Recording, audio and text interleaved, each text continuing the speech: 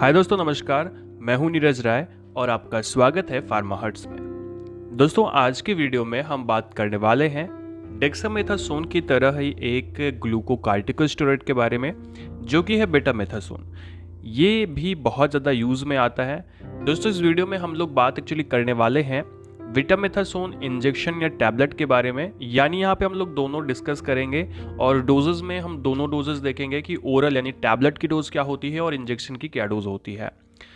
दोस्तों, बेटामेथासोन बेटनोसोल के नाम से मार्केट में सबसे ज़्यादा फेमस है, यानी ये बेटनोसोल के नाम से मार्केट में आता है, चाहे वो टैबलेट के फॉर्म में भी आता है बेटनोसोल, या फिर कई बार ये इंजेक्शन के फॉर्म में भी आता है। ठीक है, तो मतलब दोनों के फॉर्म में आपको सेम मेडिसिन मिल जाएगी। बाकी और भी इसकी बहुत सारी ब्रांड होती है जो आपको आसानी से मिलती है, आप ले सकते हैं। इस वीडियो में हम लोग डिटेल में देखने वाले हैं कि विटामेथासोन होता क्या है, इसका यूज़ कहाँ कहाँ पे किया जाता है, किन किन बीमारियों में कर सकते हैं, ये कैसे काम करती है, क्या इसके साइड इफेक्ट होते हैं, क्या प्रिकॉशंस आपको रखने चाहिए, और लास्ट में हम लोग बात करेंगे इंजेक्शन और टैबलेट की क्या डोज होती है बड़ों में और बच्चों में। दोस्तों, वैसे आपको यहाँ पे बता दूं कि जो स्टेरॉइड मेडिसिन होती हैं ये मेनली किसी भी प्रकार से तब दी जाती हैं जब हमें जो हम मेडिसिन बाकी दे रहे हैं उनके रिजल्ट को बढ़ाना हो, तो इस तरह से ये मेडिसिन यूज़ करते हैं। यहाँ पे अगर बात करें विटामेथासोन के बारे में दोस्तों, तो ये एक प्रकार की ग्लूकोकार्टिकोस्टेरॉइड होती है और ये प्रेडनिसोलोन से 10 गुना ज़्यादा एक्टिव होती है अगर उससे कंपेयर किया जाए तो। दोस्तों, वैसे तो ये डेक्सामेथासोन के सिमिलर होती है, लेकिन इसका जो रिजल्ट होता है डेक्सामेथासोन से थोड़ा ज़्यादा मिलता है, यानी कि बहुत ज़्यादा नहीं लेकिन थोड़ा बहुत फ़र्क ज़रूर देखने को मिलता है। लेकिन हाँ, जिस तरह से इसका इफ़ेक्ट ज़्यादा होता है उसी तरह से इसका एडवर्स इफ़ेक्ट भी डेक्सामेथासोन से ज़्यादा होता है, यानी इसका एडवर्स इफ़ेक्ट भी देखने को मिलता है। दोस्तों, ये एक्चुअली अब वैसे तो हर प्रकार की बीमारी में यूज़ की जाती है, अलग अलग प्रकार की बीमारी में, बाकी किस में नहीं यूज़ करते हम आगे बताएंगे। लेकिन ये एक प्रकार से लाइफ सेविंग मेडिसिन भी हो सकती है जब भी ऐसे पेशेंट को दी जाती है जिसमें बहुत सारी ऐसी खतरनाक बीमारियां होती हैं जो बाकी मेडिसिन से सही नहीं हो रही होती हैं, तो वहाँ पे भी ये कारगर सिद्ध होती है। नेक्स्ट अगर दोस्तों यहाँ पे मैं बात करूँ विटामेथासोन टैबलेट्स या इंजेक्शन, जो भी हम यहाँ पे देखिए, मैंने बताया कि आप कोई भी बात कर सकते हैं। हम यहाँ पे सरली देख रहे हैं विटामेथासोन के बारे में, चाहे वो टैबलेट हो या इंजेक्शन हो, लगभग सेम सेम काम करेगी। तो यहाँ पे जो ये विटामेथासोन है वो किन किन जगहों पे यूज़ की जाती है दोस्तों, ये स्टेटस अस्थमैटिक्स में यूज़ करते हैं, यानी अस्थमा की एक ऐसी कंडीशन जो बहुत ज़्यादा सीवियर होती है, नॉर्मल मेडिसिन काम नहीं करती हैं, तो वहाँ पे ये टैबलेट दी जाती है। या कई बार जब इंजेक्शन की बारी आती है तो इंजेक्शन भी आपको लगाया जाता है। एक्यूट एलर्जी रिएक्शंस में भी, यानी अचानक से हुए थोड़े समय के लिए जो एलर्जिक रिएक्शंस होते हैं, एनाफाइलेक्टिक रिएक्शंस होता है ड्रग्स का, यानी कि कोई भी मेडिसिन आप लेते हैं वो आपको रिएक्ट करती है, ऐसे में भी हम बेटामेथासोन का यूज़ कर सकते हैं।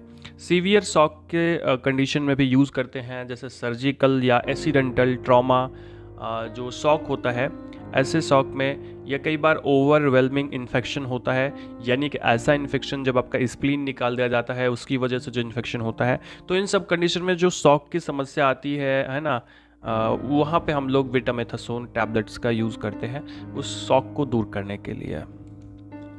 इसके अलावा दोस्तों एडिसन डिजीज़ में इसको यूज़ करते हैं, यानी एड्रेनल ग्रंथियां जब सही से काम नहीं करती हैं तो ऐसे में एडिसन डिजीज़ होता है, तो यहाँ पे यूज़ किया जाता है। सीमॉन्स डिजीज़ में यूज़ करते हैं, यह महिलाओं में होने वाला डिजीज़ है जिसमें महिलाओं में प्रीमेच्योर एजिंग देखने को मिलती है।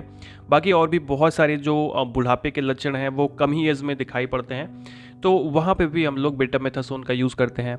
हाइपोपिट्यूटराइज्म में भी यूज़ करते हैं, यानी कि पिट्यूटरी ग्लैंड जब सही से काम नहीं करती हैं, यानी अलग अलग प्रकार के एंडोक्राइन के से संबंधित जो समस्या होती है, अंतःस्रावी जो समस्या होती है, वहाँ पर इसको यूज़ किया जाता है। जैसे पिट्यूटरी के कम स्राव में इसका यूज़ करते हैं, एड्रेनल ग्रंथियाँ सही से काम नहीं करती हैं तो ऐसे कंडीशन में इसे यूज़ करते हैं, है ना।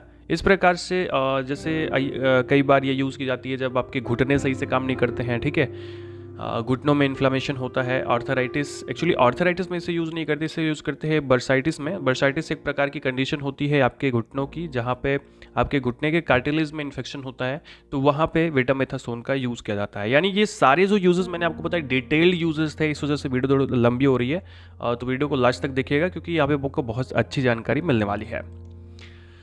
नेक्स्ट अगर दोस्तों मैं बात करूँ कुछ स्पेशल प्रिकॉशंस की किन बातों का ध्यान रखना चाहिए, तो पहली चीज़ यहाँ पे आपको बता दें कि बीटामेथासोन अगर आप लंबे समय तक यूज़ करते हैं तो हमारी बॉडी इसके प्रति रेसिस्ट हो जाती है इन्फेक्शंस के प्रति। जो एक्चुअली आपको बता दें कि होता क्या है कि जब हम बीटामेथासोन बहुत ज़्यादा लेते रहते हैं तो इसमें एक स्पेशल प्रिकॉशन आपको बताया जाता है कि अगर इसे लंबे समय तक लिया जाता है तो ऐसी कंडीशन में हमारे शरीर की जो क्षमता होती है इन्फेक्शन को कॉन्ट्रैक्ट करने की, यानी उससे लड़ने की, वो कम हो जाती है।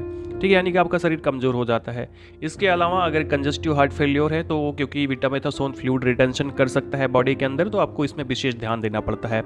इसके अलावा दोस्तों diabetes mellitus, osteoporosis, hypertension, glaucoma, epilepsy, और अगर पहले आपको स्टेरॉइड की वजह से मायोपैथी यानी कि आपको मांसपेशियों से संबंधित समस्या या पेप्टिक अल्सरेशन हो चुका है, तो ऐसे में भी आपको स्पेशल प्रिकॉशंस आपको रखने पड़ेंगे, यानी आपको ध्यान रखना पड़ेगा। इसके अलावा दोस्तों अगर हम बच्चों में, अगर इन्फेंट्स में इसको देते हैं या एडोलेसेंस में, यानी कि जो बच्चे युवा हो रहे होते हैं, तो ऐसे में ये ग्रोथ रिटार्डेशन भी कर सकता है, यानी ग्रोथ को रोक सकता है बीटामेथासोन। एल्डरली और प्रेगनेंसी के अंदर, यानी कि बूढ़े लोगों के अंदर और प्रेगनेंसी के अंदर कुछ विशेष ध्यान देना चाहिए इस मेडिसिन को देते वक्त। अब अगर दोस्तों यहाँ पे मैं बात करूँ कि बीटामेथासोन टैबलेट के क्या साइड इफ़ेक्ट होते हैं, तो इसके जो साइड इफ़ेक्ट होते हैं, अगर आप इसे लंबे समय तक लेते हैं तो आपको कैटरैक्ट की समस्या हो सकती है, इससे आप कैप्सुलर कैटरैक्ट की समस्या हो सकती है, आंखों में मोतियाबिंद की समस्या हो सकती है, स्किन आपकी थिन हो सकती है, स्किन थिनिंग की समस्या देखने को मिलती है, ग्लूकोमा की शिकायत हो सकती है, ऑस्टियोपोरोसिस हो सकता है।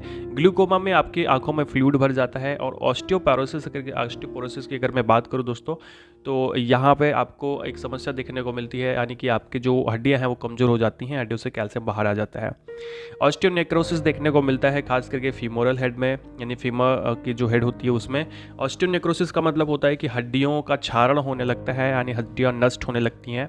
इसके अलावा पेप्टिक अल्सरेशन भी बीटामेथासोन टैबलेट्स में जो है वो देखा जाता है, या इंजेक्शन अगर हम लंबे समय तक लेते हैं तो देखा जाता है। इसके अलावा फ्लूइड अल्टर कर सकता है, फ्लूइड रिटेंशन कर सकता है बॉडी में, इलेक्ट्रोलाइट इम्बैलेंस कर सकता है, उसको चेंज कर सकता है। तो ये सारी चीज़ें देखने को मिलती हैं अगर हम बीटामेथासोन लंबे समय तक लेते हैं। इसके अलावा आपका इंट्राक्रैनियल हाइपरटेंशन, यानी कि आपके ब्रेन में जो ब्लड का दबाव है वो बढ़ सकता है, हाइपरटेंशन हो सकता है, या फिर कई बार पेशेंट में मानसिक इनस्टेबिलिटी, अस्थिरता आ जाती है। एक्चुअली वो मानसिक डिसेबिलिटी नहीं होती है, इनस्टेबिलिटी होती है, मतलब अस्थिरता आ जाती है।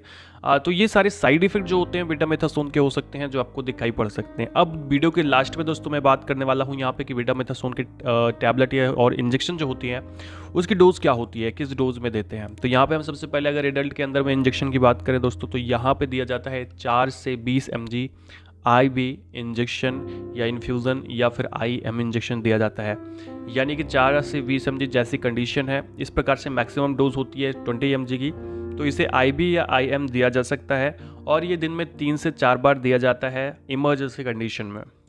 वहीं चिल्ड्रंस की बात करें तो इन्फेंट्स में जो 1 साल तक का जो बच्चा है वहाँ पर 1 mg IV दी जाती है। 1 से 5 साल के बच्चे को 2 mg दी जाती है, ये IV की मैं बात कर रहा हूँ। एंड 6 से 12 साल का जो बच्चा है ऐसे में 4 mg मैक्सिमम डोज होती है IV या IM बच्चे के अंदर। वहीं अगर ओरल डोज यानी टैबलेट के बारे में दोस्तों मैं बात करूं, चाहे वो एल्डर हो या छोटा बच्चा हो, तो 0.5 to 5 mg पर डे की जो डोज होती है वो पेशेंट को दी जाती है ओरली, यानी माउथ से टैबलेट के फॉर्म में। आपने कई बार वेटनोसॉल खाया होगा 0.5 mg। वेटनोसॉल बाकी जो दूसरी मेडिसिन है उनके रिएक्शन को बढ़ा देता है, जिससे मेडिसिन जल्दी से और ज़्यादा तेज काम करती है। तो दोस्तों ये था आज का वीडियो जिसमें हम लोगों ने बीटामेथासोन के बारे में वीडियो के बात किया। वीडियो आपको इन्फॉर्मेटिव लगा हो, अच्छा लगा तो चैनल को सब्सक्राइब करिएगा, वीडियो को लाइक करिएगा, दोस्तों के पास शेयर करिएगा, और मिलते हैं नेक्स्ट वीडियो में। दोस्तों हमारा हेल्थ मुखिया चैनल भी सब्सक्राइब कर लेना अगर अभी तक आपने किया नहीं, उस पर भी आपको जल्दी से वीडियो मिलेंगे। बहुत से दिन से उस पर वीडियो नहीं डाला गया है, लेकिन जल्दी ही आपको वीडियो मिलने वाला है। पूरा वीडियो देखने के लिए बहुत बहुत धन्यवाद। मिलते हैं नेक्स्ट वीडियो में। आप हमें इंस्टाग्राम पर भी फॉलो कर सकते हैं। नमस्कार।